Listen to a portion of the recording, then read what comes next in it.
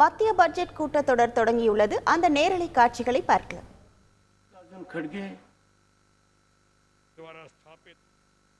भारत के संविधान के प्रति सच्ची श्रद्धा और निष्ठा रखूंगा। मैं भारत की प्रभुता और अखंडता अक्षुण्ण रखूंगा तथा जिस पद को मैं ग्रहण करने वाला हूं उसके कर्तव्यों का श्रद्धापूर्वक निर्वहन करूंगा। Thank you. नो कोई प्रॉब्लम नहीं। इशारा कर रहा था। Hello sir. नमस्कार। Thank you sir.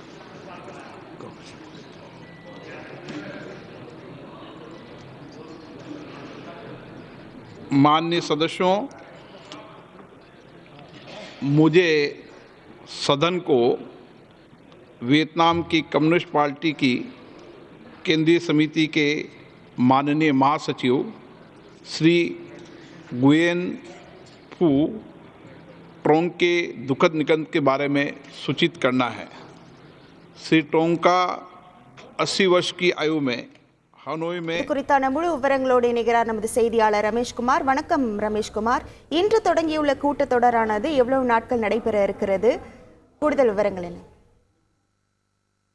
பெரும் எதிர்பார்ப்புக்கு இடையே நாடாளுமன்ற பட்ஜெட் கூட்டத்தொடர் இன்று தொடங்கி இருக்கின்றது. இன்று தொடங்கியுள்ள பட்ஜெட் கூட்டத்தொடர் வரும் ஆகஸ்ட் 12ஆம் தேதி வரை நடைபெற இருக்கின்றது. மொத்தம் 15 அமர்வுகள் இந்த நடப்பு கூட்டத்தொடரிலே நடைபெற இருக்கின்றது.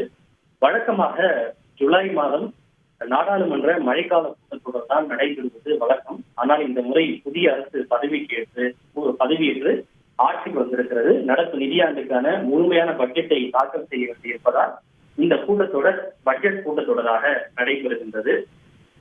குறிப்பாக இன்றைய தினம் கேள்வி நேரம் மற்றும் பூஜை நேரம் ஆகியவற்றை தொடர்ந்து பொருளாதார ஆய்வறிக்கையை மத்திய நிதியமைச்சர் நிர்மலா சீதாராமன் இரு அவைகளிலும் தாக்கல் செய்கின்றார். மதியம் 1 மணிக்கு மக்களவையிலும் மதியம் 2 மணிக்கு மாநிலங்களவையிலும் பொருளாதார ஆய்வறிக்கையை நிதியமைச்சர் நிர்மலா சீதாராமன் தாக்கல் செய்ய இருக்கின்றார்.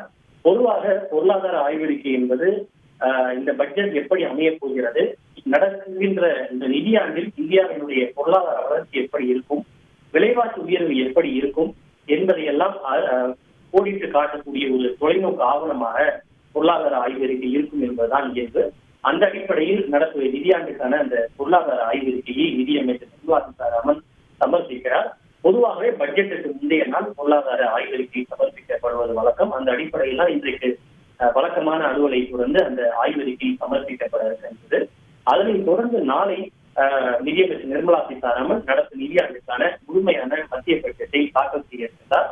அதனைத் தொடர்ந்து இரு அவைகளிலும் பட்ஜெட் மீதான விவாதங்களும் துறை ரீதியாக மானிய கோரிக்கை மீதான விவாதமும் நடைபெற இருக்கின்றது. ஜம்மு காஷ்மீரிலே அங்கு ஆளுநர் ஆட்சி நடைபெற்று வருவதால் ஜம்மு காஷ்மீர் மாநிலத்திற்கான பட்ஜெட்டும் நாளை தினம் இரு அவைகளிலும் தாக்கல் செய்யப்பட இருக்கின்றது. அதன் மீதான விவாதமும் நடைபெற இருக்கின்றது. பட்ஜெட் மீதான விவாதம் நிறைவு பெற்று நாடாளுமன்றத்தின் இரு அவைகளிலும் பட்ஜெட் நிறைவேற்றப்படும். அதுதான் வழக்கம். இந்த பணிகள் எல்லாம் நிறைவு பெற்றிருக்கிறது. சில மசோதாக்களை நிறைவேற்றவும் அரசு திட்டமிட்டிருக்கிறது. சுமார் 6 மசோதாக்களை நடப்பு கூட்டத்தொடரிலே நிறைவேற்ற அரசு திட்டமிட்டிருக்கிறது. எனவே வாய்ப்புகள் இருந்தால் அவற்றையும் அரசு நிறைவேற்ற முடியும். இதுதான் இந்த கூட்டத்தொடரினுடைய முக்கியமான அலுவலாக இருக்கிறது. எதிர்கட்சிகளை பொறுத்தவரை நீங்கள் பட்ஜெட்டை தாக்கல் செய்யுங்கள், விவாதம் நடத்துங்கள், அது உங்களுடைய விஷயம். ஆனால் எங்களை பொறுத்தவரை நீட் வினாத்தாள் கசிவு, ரயில் விபத்துகள், அதே போல நாட்டில் நிலவக்கூடிய விலைவாசி மீது, வேலையில்லா திண்டாட்டம், இது போன்ற எண்ணற்ற பிரச்சனைகள் இருக்கிறது, எல்லைப்புற பிரச்சனை இருக்கிறது. இவற்றை குறித்தெல்லாம் விவாதம் நடத்த வேண்டும். அதற்கு எதிர்கட்சிகளுக்கு போதிய நேரமும் அவகாசமும் வழங்கப்பட வேண்டும் என்பதுதான் எதிர்கட்சிகளுடைய கோரிக்கையாக இருக்கிறது. எனவே இன்றைய தினம் அது தொடர்பான கோரிக்கையை எதிர்கட்சிகள் அவையிலே எழுப்புவார்கள் என எதிர்பார்க்கப்படுகிறது. நாளை பட்ஜெட்டில் பெரிய அளவு ஏதேனும் பிரச்சனை இருக்காது. அதில் எதிர்கட்சிகள் எந்த பிரச்சனையும் செய்ய மாட்டார்கள். ஆனால் அதன் பிறகு பட்ஜெட் தாக்கல் செய்யப்பட்ட பிறகு விவாதம் நடைபெறுகின்ற போது நிச்சயமாக இத்தகைய பிரச்சனைகள் எல்லாம் எதிர்கட்சிகள் பட்ஜெட் மீதான விவாதத்தில் எழுப்புவார்கள் என்று எதிர்பார்க்கப்படுகிறது. உங்கள் முழு விவரங்களுக்கு நன்றி ரமேஷ்குமார். செய்திகளை உடனுக்குடன் தெரிந்து கொள்ள உடனே சப்ஸ்கிரைப் பண்ணுங்க.